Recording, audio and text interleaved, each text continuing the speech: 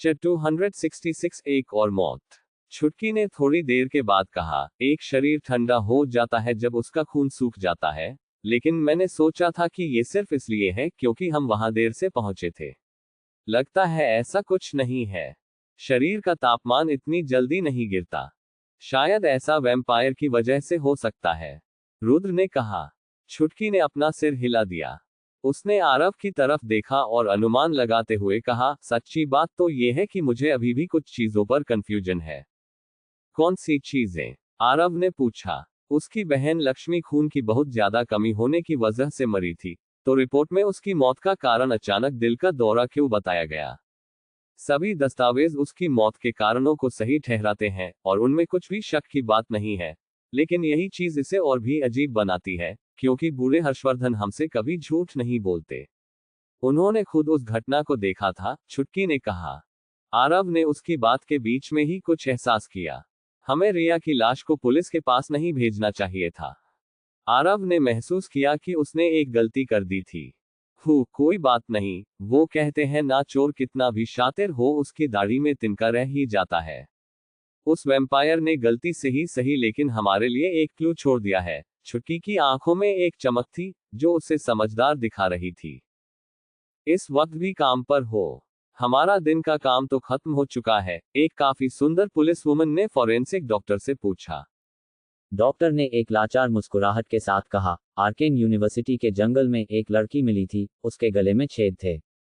लाश यहाँ भेजी गई है, इसलिए मुझे पोस्टमार्टम करना पड़ेगा। क्या यूनिवर्सिटी मैजिशियन से भरा नहीं है? वहां ऐसा कुछ कैसे हो सकता है? यह तो काफी अजीब लग रहा है, पुलिस वुमन ने सोचा। शायद मैजिशियंस ही ये सब कर रहे हैं। मैं पोस्टमार्टम खत्म करने के बाद जान जाऊंगा, फॉरेंसिक डॉक्टर ने मुस्कुराते हुए कहा। एक बड़ा सफेद कोट पहने हुए डॉक्टर एक हल्की रोशनी वाले कमरे में चला गया। यह जगह सफेद रंग में रंगी हुई थी और चारों तरफ फॉरेंसिक इक्विपमेंट से भरी हुई थी। कमरे के बीच में एक पोस्टमार्टम टेबल रखी थी, जिस पर एक सफेद कपड़ा एक दुबले शरीर को ढके हुए था। डॉक्टर दरवाजा बंद करने ही वाला था जब पुलिस वुमन ने दरवाजे में अपना सिर घुसाकर सावधानी से पूछा, क्या तुम्हें मेरी मदद की जरूरत है? शायद अगर हम जल्दी खत्म करें तो हम डिनर पर जा सकते हैं।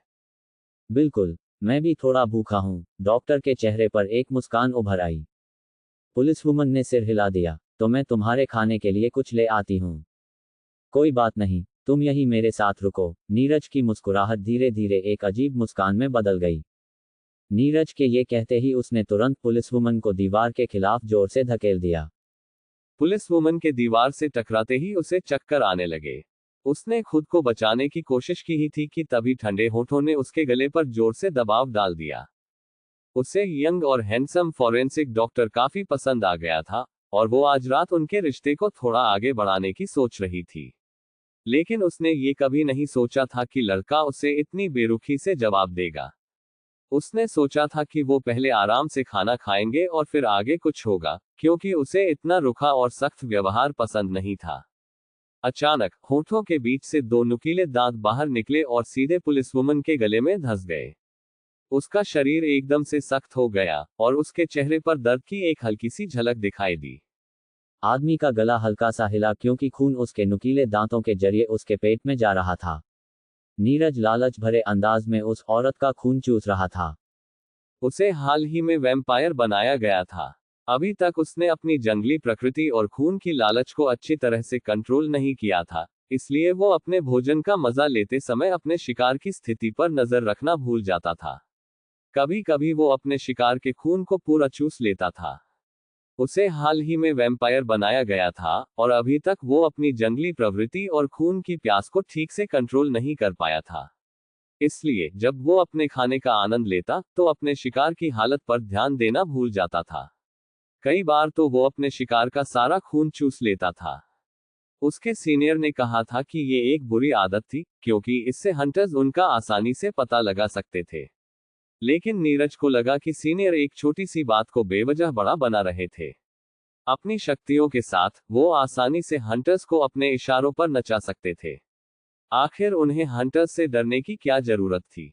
ब्लड ट्राइब होमो सैपियंस से एक ज्यादा ताकतवर प्रजाति थी।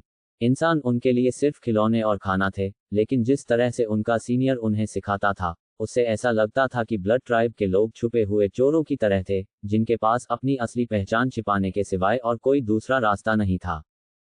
तो क्या हुआ अगर उसने अपने शिकार का खून पूरा चूस लिया? शहर में लाखों लोग रहते हैं। हर दिन एक इंसान को मारने से कोई फर्क नहीं पड़ता। नहीं, ऐसा मत करो, पुलिस वुमन ने कमजोर आवाज में कहा। अगर वैम्पायर पागलों की तरह शिकार का खून चूस रहा हो, तो शिकार को बिल्कुल भी मजा नहीं आए, उसे सिर्फ थोड़ा बहुत दर्द होता है। महिला की जीवन शक्ति तेजी से खत्म हो रही थी। उसने कभी नहीं सोचा था कि डॉक्टर को डिनर के लिए बुलाने का उसका साहसिक कदम उसे एक राक्षस के खाने में बदल देगा। उसे वैम्पायर को रोकने की सारी कोशिशें बेकार हो गई, आखिर में उसका सारा खून सूख गया। पुलिस वुमन का चेहरा बेहद फीका पड़ गया, उसके चेहरे पर हल्का नीलापन आ गया था।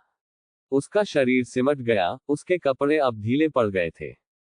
नीरज ने अपने लालची दांत लड़की के गले से निकाले और उसके होठों पर बचे हुए मिठास को चाट लिया।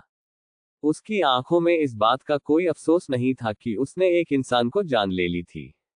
अपने आप को बदकिस्मत समझो, क्योंकि मुझे आज रात एक अनुष्ठान के लिए बहुत सारा ताजा खून चाहिए था। अगर तुम सामने नहीं आती, तो मैं बस आज रात की शिफ्ट में काम कर रही किसी भी महिला को चुन लेता। नीरज हंसा। उसके ऊपरी होंठ से निकलते हुए नुकीले दांत धीरे से वापस अंदर चले गए। पुलिस स्टेशन के हर कमरे में मुर्दाघर समेत सर्विलांस कैमरे लगे हुए थे, लेकिन उसने पहले ही जगह को ऐसे सेट कर दिया था कि कोई नहीं जान पाएगा कि पुलिस वुमन यहां आई थी या वो कैसे गायब हो गई। असल में ये पहली बार था जब उसने अपने काम की जगह पर शिकार किया था। इससे पहले वो अपने आप पर काफी कंट्रोल रखता था और ऐसा काम करने से बचता था। लक्ष्मी, तुम अब भी मेरे हाथों में हो। कुछ मूर्ख लोग अपने आप को मुझसे ज्यादा शातिर समझते हैं, लेकिन उन्हें क्या पता कि वो सब बस मेरे हाथों की काठपुतलियां हैं, और आखिरकार मैंने दोनों बहनों को अपने कब्जे में कर लिया। नीरज ने पुलिस वुमन की तरफ देखने की भी जरूरत नहीं समझी। इसके बजाय वो धीरे से उस टेबल की ओर बढ़ा जहां लाश रखी थी, जिसे रिया समझा जा रहा था।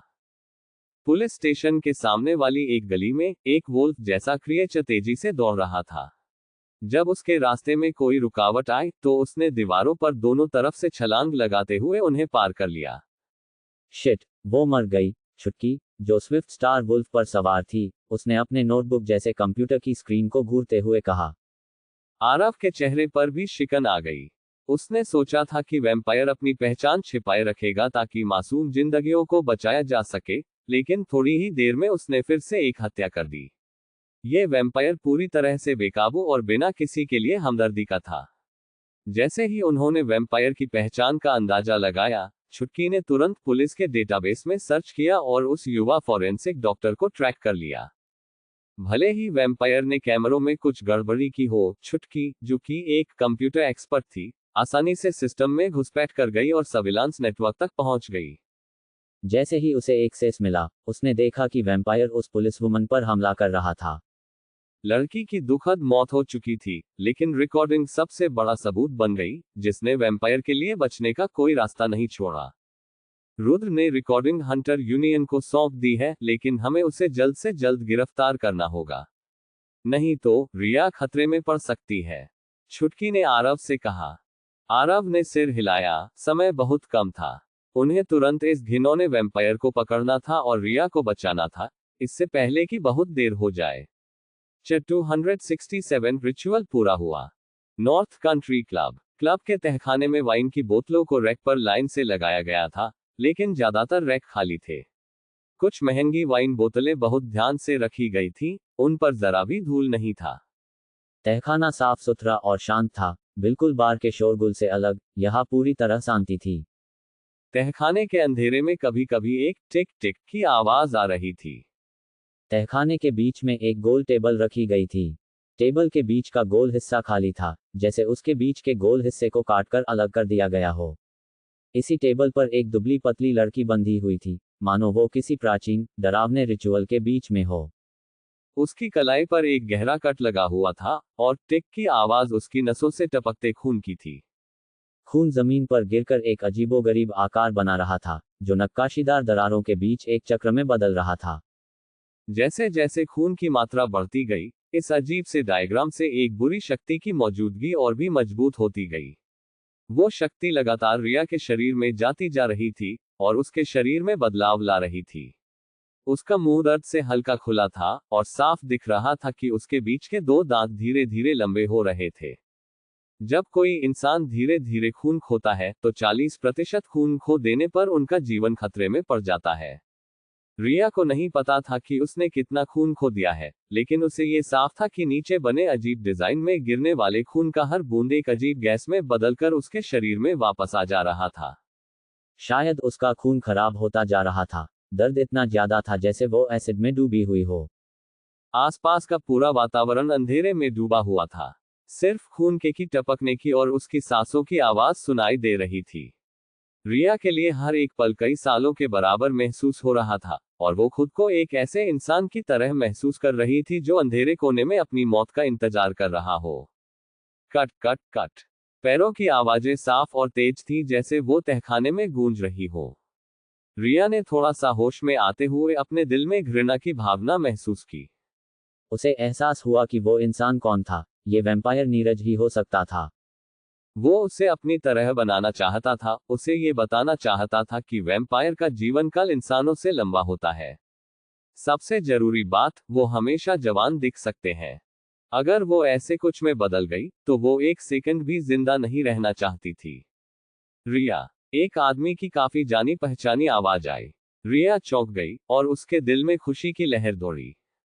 मैं यहाँ हूँ, आरव, क्या वो तुम हो? रिया ने कमजोरी में पूछा।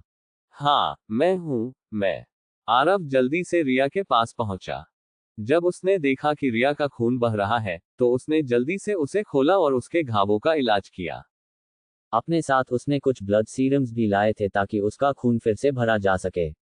जब उसने देखा कि रिया का फीका चेहरा धीरे धीरे नॉर्मल हो रहा है, तो उसने राहत की सांस ली।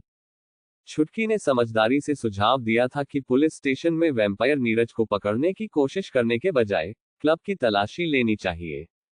जैसा उन्होंने सोचा था, रिया यहाँ कैद थी। आरव ने शैडो एलिमेंट को अवेकन किया था, जिससे वो ब्लैक मैजिक की मौजूदगी वाले जगहों को आसानी से महसूस कर सकता था। क्लब के नीचे तहखाने का पता लगाने के बाद उसने यहाँ तक अपना रास्ता बना लिया। किसी भी तरह उसने रिया को ढूंढ लिया था। अगर वैम्पायर ने उसका खून चूस लिया होता तो आरव खुद को कभी माफ नहीं कर पाता। मैं तुम्हें पहले यहाँ से बाहर ले जाता हूँ। वो वैम्पायर शायद वापस आ रहा होगा। आरव ने कमजोर पड़ गई रिया को अपनी बाहों में उठा लिया। रिया को नीरज ने जब किडनैप किया था, तब उसे यहाँ लाया गया था।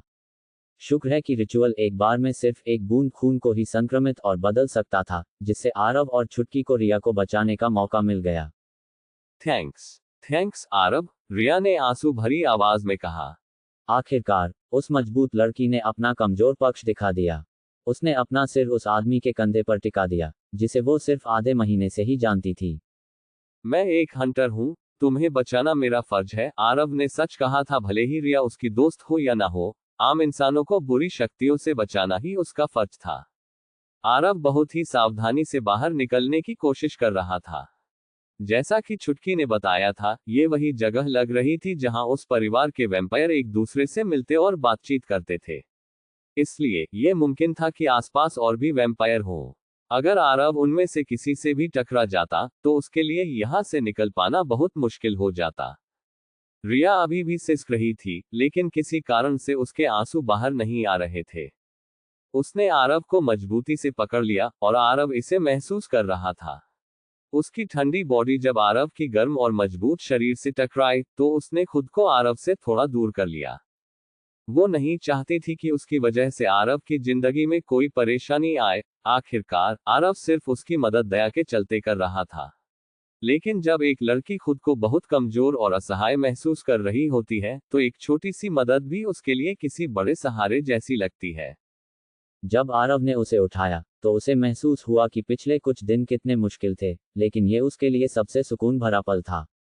जब से वैम्पायर उसकी जिंदगी में आया था, तब से ही उसकी तकलीफें शुरू हो गई थीं, लेकिन आज पहली बार उसे थोड़ा सुकून महसूस हो रहा था। किसी अनजान कारण से रिया को आरव को किस की इच्छा हुई। उसका शरीर पूरी तरह ठंडा हो चुका था और वो आरव के गर्म शरीर की गर्माहट को साफ महसूस कर सकती थी, खासकर उसके कंधे, गर्दन और चेहरे से, जो उसके सबसे करीब थे। हालांकि वो थकी हुई थी, फिर भी वो चुपके से और करीब आ गई। उसका पहला ख्याल बस यही था कि वो अपना चेहरा और पास लाए, ताकि वो उसे किस कर सके। लेकिन जैसे ही उसने आरव की गर्दन से एक अजीब, खून की गंध महसूस की, एक तीव्र इच्छा ने उसके शरीर को जैसे बिजली की तरह झकझोर दिया। अब उसे सिर्फ ये नहीं चाहिए था कि आरव उसे जोर से गले लगाए और वो उसे किस करे, बल्कि वो उससे और भी गहरा और नज़दीकी संपर्क चाहती थी। उसे आरव का गर्म, मर्दाना खून पीने की जबरदस्त लालसा महसूस होने लगी। आरव की गर्दन पर नर्म होंठ दबाए गए थे। आरव, जो क्लब से बाहर निकल रहा था, कांप उठा जब उसने अपनी गर्दन की नसों में कुछ चुभता हुआ महसूस किया। आरव ने बिना सोचे समझे खुद को फ्लेम से ढककर उस चीज को खत्म करने की कोशिश की जो उसे चोट पहुंचा रही थी। लेकिन जैसे ही उसने मुड़कर रिया का खूबसूरत चेहरा देखा, वो रोज फ्लेम, जो पहले उसकी कमर तक पहुंच चुका था, अचानक रुक गया। आरव ने रिया को कुछ पल तक घूरा, मानो शब्द उसकी जुबान से गायब हो गए हों। वो महसूस कर रहा था कि खून उसके शरीर से बाहर निकल रहा है, लेकिन जब उसे एहसास हुआ कि रिया ही उसके खून को चूस रही है तो उसके शरीर में जलती हुई आग धीरे धीरे बुझने लगी। उसके दिल में कई भावनाएं एक साथ उमड़ पड़ी, खुद पर पछतावा, रिया के लिए दया और गुस्सा। इस चीज का जिम्मेदार वो खुद को मान रहा था क्योंकि वो रिया को इस हालात में आने से नहीं रोक पाया। लेकिन फिर भी वो इस लड़की को, जिसे अब वो नहीं समझ पा रहा था कि वो क्या बन गई है, राख में बदलने का फैसला नहीं पा रहा था।